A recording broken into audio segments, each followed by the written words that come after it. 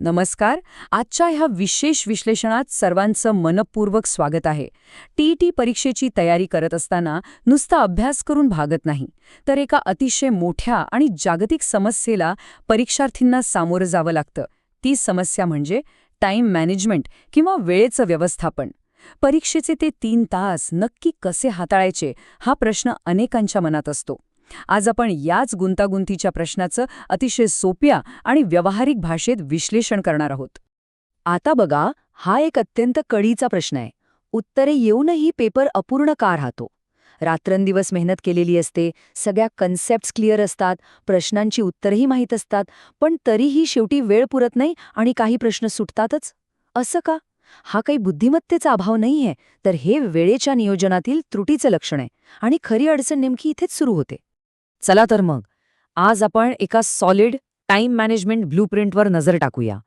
यात आपण वेळ आणि अचूकतेचं गणित, विषयानुसार वेळेची योग्य विभागणी, गणित विज्ञानासारख्या विषयांसाठी वापरता येतील अशा खास ट्रिक्स, परीक्षेची ती शेवटची 20 मिनिटं आणि सर्वात महत्त्वाचं म्हणजे परीक्षा हॉलमधली मानसिकता, या सगळ्यांवर एकदम वेगात फोकस करणार आहोत. सुरुवात करूया एका अतिशय बेसिक पण तितक्याच महत्त्वाच्या मुद्द्यापासून, वेळ आणि अचूकता. थोडक्यात सांगायचं तर टेट परीक्षा ही केवळ पुस्तकी ज्ञानाची चाचणी अजिबात नसते. ती प्रत्यक्षात आपल्याकडे असलेल्या मर्यादित साधनसामग्रीची म्हणजेच वेळेची अतिशय कठोर परीक्षा असते. इथला फॉर्म्युला एकदम सिंपल आहे: वेग आणि अचूकतेचा योग्य समतोल. जर उत्तरे देण्यात प्रचंड वेग असेल पण त्यात अचूकता नसेल तर हक्काचे मार्क्स हातातून निसटून जातात. आणि याउलट अचूकता 100% आहे पण स्पीडच नसेल तर शेवटी वेळेअभावी अर्धा पेपर अपूर्ण राहतो. त्यामुळे या दोन्ही गोष्टींचा सुवर्ण मध्य गाठणं हीच यशाची पहिली पायरी आहे. आता हे साध्य कसं करायचं? त्यासाठी सर्वात महत्त्वाचा टप्पा म्हणजे विषयानुसार वेळेचं परफेक्ट प्लॅनिंग. परीक्षेसाठी मिळणारे ते एकूण 180 मिनिटं म्हणजे आपल्याकडचं एक एकदम फिक्स बजेट आहे. जास्तीत जास्त गुण मिळवण्यासाठी या वेळेची अगदी पैशांसारखीच हुशारीने गुंतवणूक कशी करायची याची ही रूपरेषा डोळ्यांसमोर अगदी स्पष्ट असली पाहिजे. बालमानसशास्त्रासाठी फक्त 25 मिनिटं, दोन्ही भाषांसाठी प्रत्येकी 30 मिनिटं, गणित आणि विज्ञानासारख्या विषयांसाठी 35 ते 40 मिनिटं आणि हो, सर्वात शेवटी उजळणीसाठी 20 मिनिटं बाजूला काढायलाच हवीत. हे बजेट डोक्यात पक्कं असायला हवं. या प्लॅनिंगमधला पहिला बॉस म्हणजे बालमानसशास्त्र.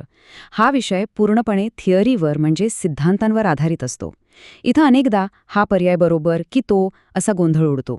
त्यामुळे सर्वात भारी स्ट्रॅटेजी म्हणजे जे सोपे प्रश्न आहेत ते अगदी आधी उडवून टाकायचे आणि एलिमिनेशन मेथड म्हणजेच चुकीचे पर्याय ओळखून त्या आधीच गाळून टाकण्याची पद्धत इथे वापरायची आहे. हे सगळं बरोबर 25 मिनिटात कव्हर करायचं आहे. यानंतर येतो भाषा 1चा पेपर. यासाठी आपल्याकडे आहेत 30 मिनिटं. इथं स्मार्ट वर्क करायचं असेल तर व्याकरणाचे प्रश्न आणि म्हणी किंवा वाक्प्रचार आधी सोडवून घेणं फायदेशीर ठरतं.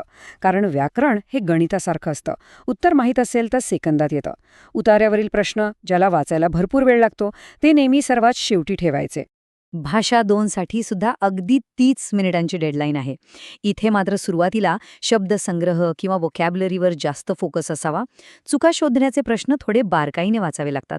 आणि एक एकदम जबरदस्त ट्रिक सांगायची झाली तर पॅसेज वाचताना महत्त्वाच्या शब्दांना म्हणजेच कीवर्ड्सला लगेच अंडरलाईन करत चालायचं. यामुळे उत्तर शोधताना लागणारा वेळ नक्कीच वाचतो आणि 30 मिनिटांचं टार्गेट सहज गाठता येतं. आता आपण अशा विषयांकडे वळणार आहोत जे परीक्षार्थ्यांसाठी सर्वात मोठे टाईम ट्रॅप्स किंवा वेळेचे सापळे ठरू शकतात: गणित आणि विज्ञान. गणिताचा एक अगदी गोल्डन रूल कधीच विसरता कामा नये. तो म्हणजे कोणत्याही एका प्रश्नावर 1 मिनिटापेक्षा जास्त वेळ अजिबात घालवायचा नाही. एखादं उदाहरण कठीण वाटत असेल आणि अडून बसलं असेल तर भावनांना बाजूला ठेवून तो प्रश्न तिथे सोडून पुढे जाणं हेच शहाणपणाचं लक्षण आहे. परिसर अभ्यास, विज्ञान आणि समाजशास्त्र हा विभाग खरं तर सर्वात जास्त मार्क्स खेचून आणणारा स्कोरिंग झोन ठरू शकतो. यात 35 ते 40 मिनिटांमध्ये फॅक्ट बेस्ड प्रश्न आधी टार्गेट करायचे असतात.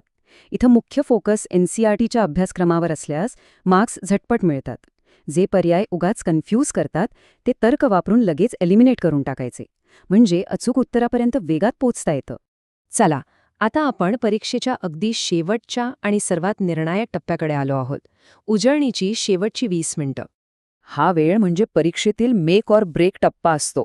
संपूर्ण पेपर चांगला सोडवला तरीही इथे थोडीशी घाई झाली तर मेहनत वाया जाऊ शकते. सर्वात आधी OMR शीट तपासायची आहे. प्रश्न क्रमांक आणि वर्तुळ बरोबर जुळतायत ना हे पडताळून पाहायचंय. जे अवघड प्रश्न आधी सोडून दिले होते ते आता शांत डोक्याने सोडवायचे आहेत. आणि सर्वात महत्त्वाचं म्हणजे घाईघाईत चुकीच्या पर्यायावर मार्किंग होऊ द्यायचं नाही. इथे निष्काळजीपणा थेट गुणांना फटका देतो. हे सगळं वेळेचं गणित तर आपण पाहिलं. पण हे सगळं वर्कआउट होण्यासाठी एक गोष्ट सर्वात जास्त मॅटर करते, ती म्हणजे परीक्षा हॉलमधली मानसिकता. भरपूर अभ्यास असणं हे एक गोष्ट झाली, पण त्या प्रेशरच्या सिच्युएशनमध्ये शांत राहून पेपर सोडवणं हे पूर्णपणे वेगळं स्किल आहे. परीक्षा हॉलमध्ये काय करावं आणि काय टाळावं हे एकदम क्लिअर असायला हवं. सोपे प्रश्न आधी घेणं, घड्याळाकडे न घाबरता लक्ष ठेवणं आणि मुख्य म्हणजे पॉझिटिव्ह राहणं आवश्यक आहे. पण अचानक पॅनिक होणं, एकाच कठीण प्रश्नावर अडकून बसणं आणि कन्फ्यूज होऊन सारखी उत्तरं बदलणं हे मात्र पूर्णपणे टाळलंच पाहिजे. शांत डोक्याने विचार केल्यासच मेंदूतली माहिती योग्य वेळी आठवते. आणि परीक्षेच्या आदल्या रात्रीसाठी काही एकदम प्रॅक्टिकल टिप्स. ऐनवेळी कोणताही नवीन विषय शिकण्याचा प्रयत्न करू नये. डोक्याला पुरेशी झोप मिळू द्यावी. ॲडमिट कार्ड, काळे निळे पेन हे सगळं आदल्या दिवशीच रेडी ठेवावं. आणि हो, वेळेवर परीक्षा केंद्रावर पोचल्यामुळे मिळणारी ती मानसिक शांतता अभ्यासक्रमाच्या तयारीइतकीच महत्त्वाची भूमिका बजावते. मानवी मानसशास्त्र परीक्षेच्या वेळी कसं काम करतं हे सांगणारा एक भारी नियम नेहमी लक्षात ठेवा. पहिली निवडलेली योग्य उत्तरं बदलल्याने अनेकदा चूक होते. आपला जो पहिला कौल असतो तो बहुतांश वेळा आपल्या सबकॉन्शियस मेमरीवर आधारित असतो आणि तो अचूक असतो. पण अतिविचार केला की विनाकारण शंका निर्माण होते आणि आपण बरोबर असलेलं उत्तर खोडून चुकीच्या पर्यायाला गोल करून येतो. त्यामुळे स्वतःच्या अभ्यासावर विश्वास ठेवा.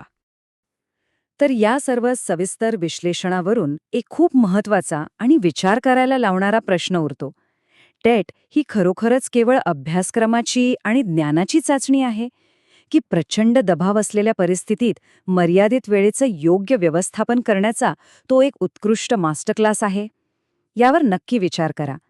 आज आपण डिस्कस केलेल्या या सर्व स्ट्रॅटेजीज जर प्रत्यक्ष परीक्षेच्या दिवशी उपयोगात आणल्या तर यशाचा मार्ग नक्कीच सोपा होईल. हे सादरीकरण ऐकल्याबद्दल खूप खूप धन्यवाद.